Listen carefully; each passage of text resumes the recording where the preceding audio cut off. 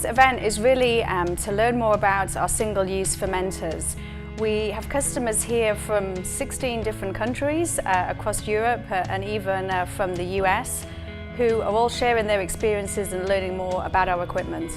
So we have a mixture of people here today. Some of them are currently using our technologies, but many of them are still evaluating the way they want their research to go and what is the correct technology for them. It's basically a scientific exchange within the customers. So this platform provides that opportunity to the customers to sit together and then learn from each other.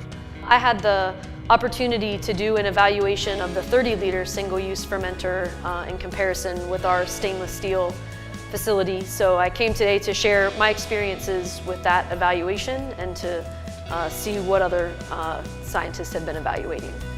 Our evaluation was only at the 30-liter scale, so getting the opportunity to see how the stuff scales from 30 to 300 liter within the single-use technology, and then comparing that to also larger scale stainless steel, and seeing that scalability and single-use to stainless data was very helpful to put our 30-liter demo into context.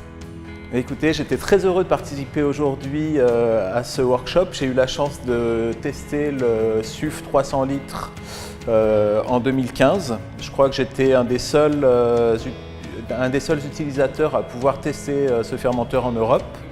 Et du coup, j'ai pu partager mon expérience avec d'autres utilisateurs futurs.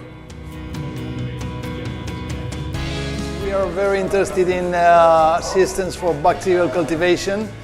We are already using single-use bioreactors from mammalian cells, and to know that there were some systems useful for bacterial cultivation in single-use was really attractive. We saw some information. They came to the place to show us some additional information, and we really found it interesting and as a real possibility to us in the near future.